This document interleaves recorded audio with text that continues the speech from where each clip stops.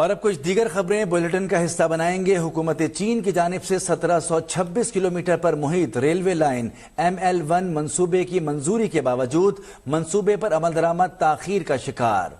IMF کی صورت میں بڑی رکاوٹ سامنے آ گئی۔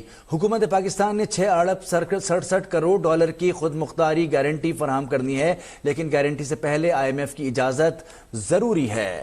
آپ کو اہم خبر دے رہے ہیں، ریلوے لائن بچھانے کے لیے تمام تیاریاں مکمل ہیں، لیکن IMF کی شرائط آڑے آ گئی ہیں۔ چینی صدر شی جن پنگ کی دعوت پر نگراں وزیر اعظم انوار الحق کاکڑ 2 روزہ دورے پر چین جائیں گے۔ اب سنیں کہ خبر یہ ہے کہ کے پروجیکٹ جتنا ڈیلے ہوتا ہے پاکستان میں تو یہی روایت ہے کہ اس کی کاسٹ بڑھتی جاتی ہے۔ اور امریکہ نے چین سے جو ہے وہ مدد اپیل کی ہے، تعاون کی ہے، کیسے دیکھتے ہیں؟ کیا چین کو اس میں اہم کردار ادا کر سکتا ہے؟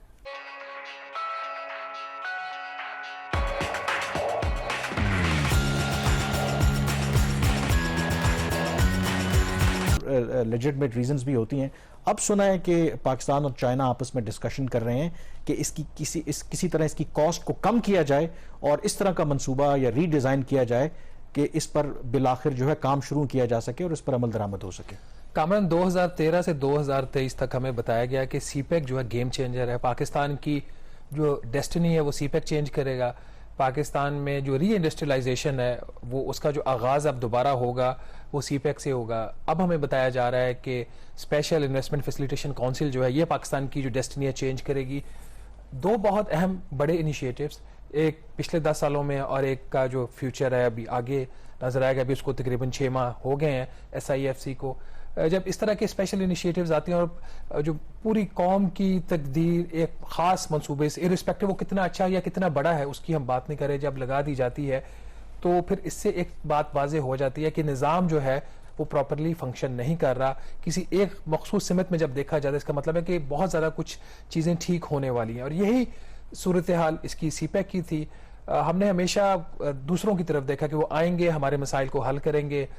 فرینڈلی کنٹریز وہ بڑی اچھی ایڈوائز بھی پاکستان کو دیتی ہیں، چاہے وہ سعودی عربیہ ہو، چائنا ہو، متحدہ عرب امارات ہو، یا پھر انٹرنیشنل فائنینشیل انسٹیٹیوشنز بھی کچھ ایڈوائز اچھی ہوتے ہیں، لیکن جو ایڈوائز لینے والے ہوتے ہیں ان کے اپنے کچھ انٹرسٹ ہوتے ہیں، اس وجہ سے اس طرح کے جو پروجیکٹس ہیں وہ آگے نہیں بڑھتے۔ آپ نے ML1 کا ذکر کیا، this is the only project in the CPEC جس کو اسٹریٹجکلی امپورٹنٹ پروجیکٹ ڈکلیئر کیا گیا باقاعدہ طور پہ ایز پر سی پیک فریم ورک جو پاکستان اور چائنا نے 2014-15 میں سائن کیا تھا۔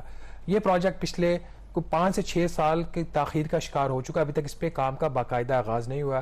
انیشیلی جب یہ پروجیکٹ پلان ہوا تھا تو اس وقت اس کی کاسٹ تھی کچھ 6.8 ارب ڈالر ایسٹیمیٹڈ کاسٹ تھی۔ پھر اس کا باقاعدہ جو اپروول ہے وہ دیا گیا جولائی 2020 میں اس کا باقاعدہ اس کی جو منظوری تھی وہ PTA کے ٹائم پہ 6.8 ارب ڈالر پہ دی گئی۔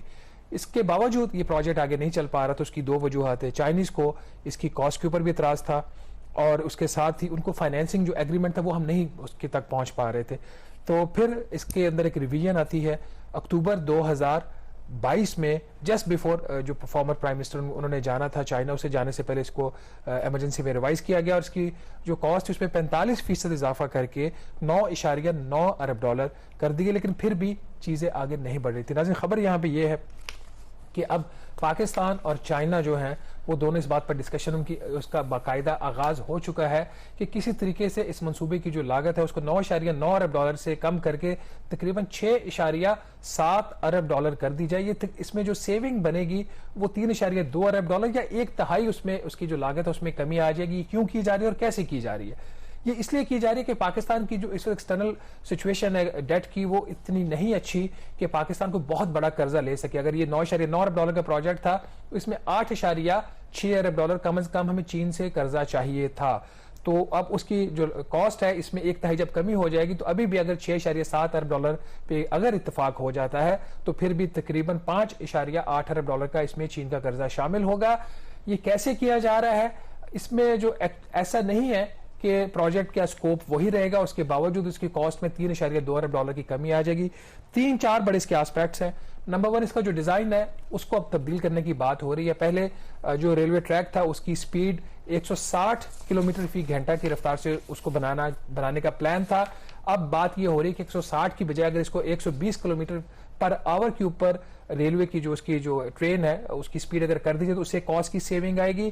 फिर इसके डिजाइन में इसके अलावा भी और भी चेंजेस आ रही हैं, जो कुछ फ्लाईओवर्स बनने थे, अंडरपासेस बनने थे, ब्रिजेस बनने थे, उसको भी इस प्रोग्राम के स्कोप से निकालने की बात हो रही है। और थर्डली एग्जिस्टिंग जो रेलवे का नेटवर्क है उस पर वक्तन फवक्तन खर्चा होता रहा है, जो एग्जिस्टिंग सिग्नल है रेलवेज का उसके अंदर भी इन्वेस्टमेंट माजी में हुई है, तो वो इसमें जो इसका जो एग्जिस्टिंग इंफ्रास्ट्रक्चर है जिसपे पहले कोई इन्वेस्टमेंट हो चुकी है उसके ऊपर कोई मेजर इन्वेस्टमेंट नहीं की जाएगी। तो इस देखिए, दुनिया एक यूनिपोलर वर्ल्ड थी अब से कुछ अर्सा पहले तक, यानी कि उसका दारो मदार, उसके मुड़ने का तरीका, उसका एक्सेस, सारी चीज़ें अमेरिका से वाशिंगटन डीसी से कंट्रोल होती थी। ये एक ऐसा वक्त था जब अफ़गानिस्तान के अंदर अगर अमेरिका ने कहा कि बर्बरियत कर दी जाए तो कर दी गई, अगर कहा गया कि इराक़ में कर दी जाए तो कर दी गई, अगर कहा गया कि सीरिया में, लेबनान में, कहीं पे और, तो यूनाइटेड नेशंस की सिक्योरिटी काउंसिल की रेजोल्यूशंस भी उसी तरह मूव की, नेटो भी उसी तरह मूव किया, ख्वाह वो यूक्रेन हो ख्वाह कहीं और हो।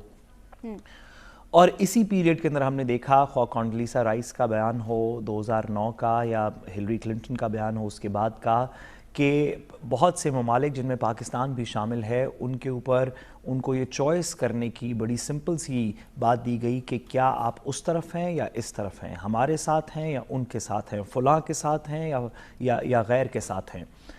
तो इस तरह की बात जिस तरह अमेरिका अब से पहले या दुनिया की कुछ ममालिक इन पर्टिकुलर अमेरिका अब से पहले कर सकता था, मेरा ख्याल है कि अब आहिस्ता आहिस्ता इस बात का सब लोगों को इदराक हो गया है कि वो यूनिपोलर वर्ल्ड ख़त्म हो गया जी।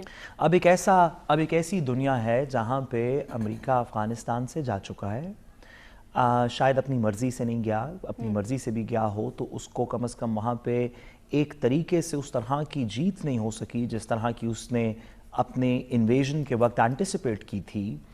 जो यूक्रेन में हो रहा है वो सबके सामने है, जो ये इंडो पैसिफिक के अंदर हो रहा है सबके सामने है। और इस तमाम तर से जो डॉलर स्मगल हो रहा था, जो भी मामलात थे, कौन मुस्तफीद हो रहा था इससे पाकिस्तान में? आपने बहुत ज़बरदस्त सवाल पूछा और लोग समझ नहीं पाते इस सवाल को, पर हम ये जो मैं अभी जवाब दूंगा, you can note this down forever.